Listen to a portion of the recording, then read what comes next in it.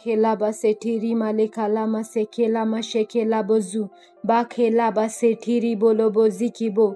हे परमपिता परमेश्वरा, प्रभू येशू ख्रिस्ताच्या सामर्थ्यशाली नावात तू जो महासमर्थ प्रबळ सत्ताधीश आहेस, आम्ही तुझी उपकार स्तुती करतो। धन्यवाद प्रभू परमेश्वरा, कुठल्याच गोष्टीमध्ये तू उणा नाहीये, तर पूर्ण असलेल्या सर्व समर्थ सेनाधीश परमेश्वरा, पवित्र पवित्र पवित्र अति पवित्र सर्व समर्थ सेनाधीश परमेश्वर, अखिल सृष्टीची समृद्धी जी त्याचं वैभव आरो खोल बोज। धन्यवाद प्रभू, आज आम्हाला एकत्र येऊन तुझी स्तुती आराधना करण्याची कृपा दिलीस। ज्यावेळेस आमच्या घरांमध्ये आमच्या जीवनांमध्ये तुझी स्तुती आराधना होणार, त्या प्रत्येक वेळी तू आमच्या जीवनांमध्ये विराजमान होणाऱ्या प्रभू, आम्ही तुझे आभार मानतो। धन्यवाद प्रभू परमेश्वरा त्या दैवी संरक्षणासाठी। धन्यवाद प्रभू परमेश्वरा, तू आमच्यासाठी आपलं पवित्र रक्त वाहिलंस त्याबद्दल तुझे धन्यवाद। धन्यवाद प्रभू परमेश्वरा, दिव्य दूतांचा पहारा आमच्या सर्वस्वाभोवती ठेवणाऱ्या प्रभू, आम्ही तुझे आभार मानतो। अद्भुत सेनाधीश परमेश्वरा, तू चांगला आहेस आणि तुझ्या विश्वासणाऱ्यांच्या जीवनामध्ये चांगलं तेच करणाऱ्या प्रभू, योग्य वेळी योग्य गोष्ट करणाऱ्या प्रभू, आम्ही तुझे आभार मानतो। हे सनातन देवा, तू परमथोर आहेस, तू पृथ्वीचा उत्पन्न करता आहेस। धन्यवाद प्रभू परमेश्वरा, तू कधी झोपत नाहीस, कधीही डुलकी घेत नाहीस, असा आमचा सज्ज प्रभू, आम्हाला स्वतःच्या डोळ्यातील बुबळाप्रमाणे राखणाऱ्या प्रभू, आम्ही तुझे आभार मानतो। धन्यवाद प्रभू परमेश्वरा, तुझं भय धरण्याची कृपा आमच्या जीवनांवर मोकळी करण्यात येवो। तुझ्यावर सर्वस्वाने प्रीती करण्यासाठी तू आम्हाला सहाय्य व मदत कर, जेणेकरून दैवी संरक्षण आणि या युगामध्ये या भूतलावर आम्ही जगत असताना सर्वांगीण स्वस्थता हा आमचा वाटा होईल। प्रभू येशू ख्रिस्ताच्या सामर्थ्यशाली नावात आमेन आमेन। यावेळेस आपण पहिली प्रार्थना करणार आहोत। यावेळेस आपण पाहिलं की आपण देवाचं भय धरावं, मग जर भय धरलं तर त्याचा फायदा तो काय आपल्याला, तो यावेळेस आपण पाहू। त्यासाठी यशायाचं 40वा अध्याय आणि 31व्या वचनामधून 30 आणि 31 वचनामधून अशा 5 गोष्टी परमेश्वराने आपल्याला देऊ केलेत, ज्याच्यासाठी आपण त्याचं भय धरणं हे आवश्यकच आहे, त्याच्यावर प्रीती करणं हे आपल्याला अनिवार्य आहे। फक्त ह्याच गोष्टीसाठी नाही, तर तो जो आहे तो आहे त्याच्यासाठी आपण त्याचं उपकार स्मरण करणार आहोत। यावेळेस आपण वचन वाचू। तरुण थकतात, भागतात, भर जवानी ठेचा खातात, तरी परमेश्वराची आशा धरून राहणारे नवी शक्ती संपादन करतील। ते गरुडाप्रमाणे पंखांनी वर उडतील, ते धावतील तरी दमणार नाहीत, चालतील तरी थकणार नाहीत। आपल्याला पाहायला मिळतं की आपण प्रत्येक विश्वासणारे हे नवी शक्ती संपादन करणारे लोक देव आपल्याला बनवतो। ज्यावेळेस आपण त्याच्यावर आशा ठेवतो, आपण गरुडाप्रमाणे उंच भरारी घेणारे असतो। दुसरी गोष्ट आपल्याला पाहायला मिळते, तिसरी गोष्ट आपल्याला पाहायला मिळते की आपण धावलो तरी आपण दमणार नाही आणि चाललो तरी थकणार नाही, ही 5वी गोष्ट आपल्याला पाहायला मिळते।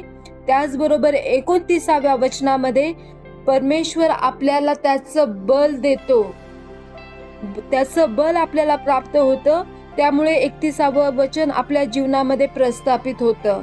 आमेन। आणि यासाठी आपण देवाचे आभार मानू की या सर्व गोष्टी आपल्याला त्याने देऊ केलेत। 41वा अध्याय आणि 2ऱ्या वचनापासून ते 3ऱ्या वचनापर्यंत आपण वाचू आणि त्यात परमेश्वरावर जो आशा ठेवतो त्याचं अजून एक पारितोषिक आपण पाहू।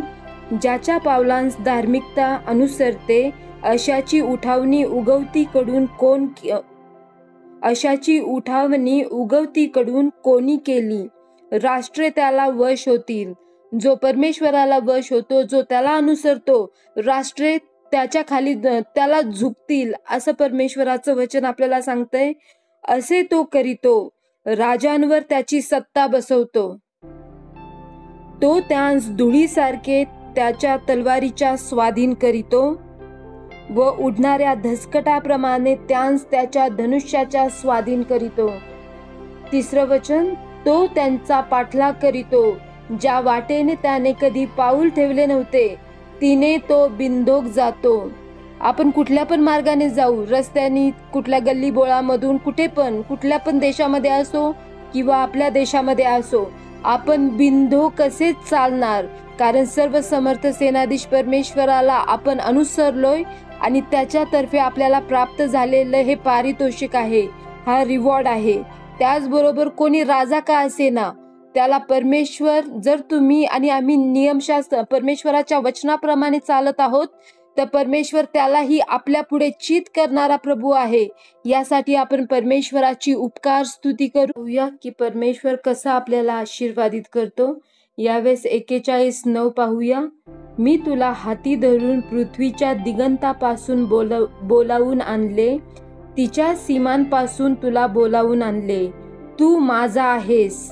जो परमेश्वराच्या अधीन होतो त्याला म्हणतो परमेश्वर तू माझा आहेस, मी तुला निवडले आहे, तुझा त्याग केला नाही. या 3 गोष्टी परमेश्वर आपल्याला सांगतो. यावेळेस 10वं वचन वाचू. परमेश्वर म्हणतो प्रत्येक जो त्याला अधीन असतो त्याला, तू भिवू नको, कारण मी तुझ्या बरोबर आहे.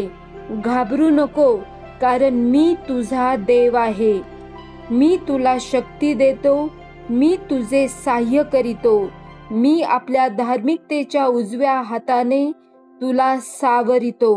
हे वचन आपण पुन्हा खूपदा ऐकलंय. याच्याबद्दल खूपदा आपण प्रार्थना पण केली याच्यामधून. पण यावेळेस प्रार्थना करूया की जो परमेश्वर म्हणतोय तू भिवू नको, मी तुझ्या बरोबर आहे. घाबरू नको, मी तुझा देव आहे. मी तुला शक्ती देतो, तुझे सहाय्य करीतो. आपल्या धार्मिकतेच्या उजव्या हाताने तुला सावरतो. याचं मर्म काय आहे हे प्रगटीकरण देवाने आपल्याला द्यावं. यासाठी आपण प्रार्थना करूया, जेणेकरून आपण ते जगू. असंच आपण रस्त्यावर चालत असताना किंवा कुठली आपत्ती विपत्ती आली, कुठला कोरोना आला, तर आपण घाबरणारे नसणारे. जगामध्ये न्यूजमध्ये काय चाललंय ते बघून आपण घाबरणार नाही, थरकाप नाही उडणार. यासाठी या वचनाचं प्रगटीकरण 41:10 आणि 10चं प्रगटीकरण परमेश्वराने आपल्याला द्यावं. यासाठी आपण प्रार्थना करूया. पण अजून पाहूया की ज्या वेळेस देव त्याच्या सानिध्याद्वारे आपल्या बरोबर असतो व त्याचं सामर्थ्य आपल्याला प्राप्त होतं आणि ज्यावेळेस तो आपल्या धार्मिकतेच्या उजव्या हाताने आपल्याला सावरतो, तर पुढे आपल्या जीवनामध्ये काय होतं. यावेळेस आपण 11वं वचन वाचू. पहा, जे तुझ्यावर क्षुब्ध झाले ते लज्जित व फजित होतील. ज्यांनी विनाकारण तुझा द्वेष केला ते निश्चित लज्जित व फजित करणारा परमेश्वर आहे त्या प्रत्येकाला. त्यासाठी परमेश्वराचे आभार मानूया. त्याचबरोबर तुझ्याशी झुंजणारे शून्यवत व नष्ट होतील. हा आशीर्वाद मंडळांना प्राप्त झाला आहे. तो वैयक्तिकरित्या असो किंवा मंडळी म्हणून या भूतलावर आपण राहत असताना जो कोणी मंडळीच्या विरोधात येणार त्याची तोंड परमेश्वर लज्जेने काळवंडलेली करणार. तो लज्जित व फजित निश्चित होणार आणि मंडळींशी झुंजणारे शून्यवत व नष्ट होतील, असं सर्वसमर्थ सेनाधीश परमेश्वर करेल. 12वं वचन वाचू. तुझ्याशी झुंजणारे शून्यवत व नष्ट होतील. तुझ्याशी लढणाऱ्यांस तू धुंडाळशील, पण ते तुला सापडायचे नाहीत. तुझशी युद्ध करणाऱ्यांचा नायनाट होईल. हे मी नाही म्हणत, हे परमेश्वराचं वचन आहे. जो विश्वास ठेवतो त्याच्या जीवनात हे कार्य करेल. आणि माझी हीच इच्छा आहे की आपण प्रत्येक जण विश्वास ठेवूया परमेश्वराच्या सामर्थ्यावर, जेणेकरून कशा प्रकारे तो आपल्याला राखतो याचा अनुभव आपण घेऊ. यावेळेस 13वं वचन वाचू. कारण मी परमेश्वर तुझा देव तुझा उजवा हात धरून म्हणत आहे की तू भिवू नकोस, मी तुला सहाय्य करीतो. हे जे भिवू नको, घाबरू नको, याचं मर्म ह्याच्यात आहे की आपल्याशी झुंजणाऱ्यांना परमेश्वर शून्यवत व नष्ट करतो. तो म्हणतो तू भिवू नको, म्हणजे तुझ्याशी लढणाऱ्यांना आपण शोधू, कुठे गेले ते, तरी ते सापडायचे नाहीत. जे तुझ्यावर विनाकारण मगरुरीने शुद्ध झाले ते कायमचे लज्जित व फजित होईल. हे परमेश्वर आपल्यासाठी करेल. का करेल? कारण आपण आपली आशा त्याच्यावर ठेवली आहे. आपल्याला त्याच्याशिवाय दुसरा कोणी आधार नाही असं जर कोण म्हणत असेल तर त्या प्रत्येकासाठी परमेश्वर ह्या सगळ्या गोष्टी करणारच करणार. त्याने केलंय, आता करेल व पुढेही करेल तो. तर त्या परमेश्वराचे आपण आभार मानूया. आमेन. ह्या सगळ्या गोष्टी करणारा जो उद्धारक प्रभू आपला, त्याचे आपण उपकार स्मरण करून आपण पाहूया की अजून कुठला आशीर्वाद देवाने आपल्यासाठी ठेवलाय. वचन 15 मधून पाहू. पहा, मी तुझे तीक्ष्ण, नवीन व दुधारी असे मळणीचे आऊत बनवीन. तू डोंगर मळून त्यांचा चुराडा करशील, टेकड्यांचा भुसा करशील. तू त्यांस उफाणशील, वारा त्यांस उडवून टाकील, वावटळ त्यांना उधळून देईल. आणि तू परमेश्वराच्या ठायी उल्हास पावशील व इस्रायलाच्या पवित्र प्रभूचा अभिमान धरशील. यावेळेस प्रार्थना करूया की भूतलावर जितके विश्वासणारे आहेत, कुठल्या पण देशामध्ये असू द्या, प्लस आपल्या देशातले, त्या प्रत्येकाला परमेश्वरांनी त्या प्रत्येकाचे तीक्ष्ण, नवीन व दुधारी असे मळणीचे आऊत बनवावं. आणि आपण जे आपल्या पुढे असलेले जे समस्या आहेत, ज्या डोंगराप्रमाणे आहेत, त्यांचा आपण चुराडा करणार ख्रिस्त येशूच्या नावामध्ये. त्याचबरोबर ज्या टेकड्या आहेत, ज्या समस्यांच्या टेकड्या असतील, त्यांचा भुसा आपण करू. हे दैवी सामर्थ्य जे प्रगटीकरणाद्वारे प्राप्त होतं वचनाच्या, ते आपल्या जीवनांमध्ये मोकळं व्हावं, यासाठी आपण प्रार्थना करूया. हालेलुया. लेखाला माशे ठेरी खिलाबासे खेबो इली खाला लाबाशे खेलाबासे ठिरी खिलाबासे ठिरी मोमो एली खाला मासे ठिरी खिलाबासे खेबो लिबाशे खेला खाला मासे ठिरी खिबो. हे परमेश्वरा प्रभू येशू ख्रिस्ताच्या सामर्थ्यशाली नावात आम्ही तुझे आभार मानतो. तुझ्या वचनाचं प्रगटीकरण, जे तुझं वचन वाचून त्याच्यावर मनन करून होतं, प्रभू येशू ख्रिस्ताच्या सामर्थ्यशाली नावात पवित्र आत्म्या या भूतलावर असलेल्या प्रत्येक विश्वासणाऱ्यांस विशेषतः आम्ही विशेष मागतो, जे तुझं आदरयुक्त भय बाळगतात, जे आपल्या सर्वस्वाने तुझ्यावर प्रीती करतात, त्या प्रत्येकास तू असं कृपादान द्यावं की आम्ही तुझ्या आत्म्याचं जे प्रगटीकरण आहे, जे वचनाचं प्रगटीकरण, जे पवित्र आत्म्याद्वारे प्राप्त होतं, ते आम्हास प्राप्त होवो, जेणेकरून तू आमचं तीक्ष्ण, नवीन व दुधारी असं मळणीचं आवत बनवशील. आणि आम्ही प्रत्येक प्रकारच्या ज्या जीवन जगत असताना ज्या समस्या आहेत, म्हणजे आरोग्याच्या समस्या आहेत, जे स्टेटस बद्दलच्या समस्या आहेत, जे लेखालय बसो, ज्या सामाजिक आमच्या समस्या आहेत, कुठल्या पण समस्या असो, घरामधले वादतंटे, बाहेरच्या गोष्टी, प्रभू येशू ख्रिस्ताच्या सामर्थ्यशाली नावात ते समस्या तर येणार, नक्की येणार, पण आम्ही विश्वासणारे या नात्याने आम्ही घाबरून पळून नाही जाणार त्याला. तर समस्यांवर मात करून, त्यांचा चुराडा करून, त्यांचा भुसा करून, त्यांच्यावर चालत आम्ही पुढे जाणारे लोक तुझ्या आत्म्याच्या सामर्थ्याने तू आम्हास बनवत आहेस. त्याबद्दल तुझे धन्यवाद. धन्यवाद प्रभू परमेश्वरा.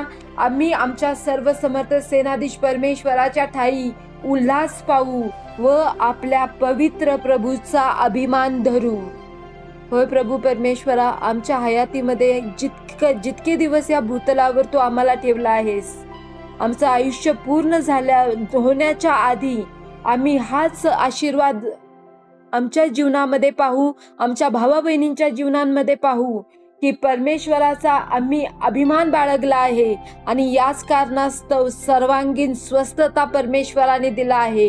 धन्यवाद प्रभू परमेश्वरा. या जगावर व या जगातील लोकांवर सर्व समर्थ सेनाधीश परमेश्वराचा धाक पडो, त्याच्या मंडळीचा धाक लाबासी लिखो दुर्जनांवर पाडण्यात येवो. आमासे खेलोबो सोठो रोबो लोबोजू. धन्यवाद प्रभू परमेश्वरा. तू चांगला आहेस. तू जो पवित्र प्रभू आहे, जो सामर्थ्यवान आहे, त्यात तुझा अभिमान बाळगण्याची कृपा आमच्या जीवनांवर मोकळी करण्यात येवो, जेणेकरून कुठल्याच माणसाचा आम्ही अभिमान बाळगणार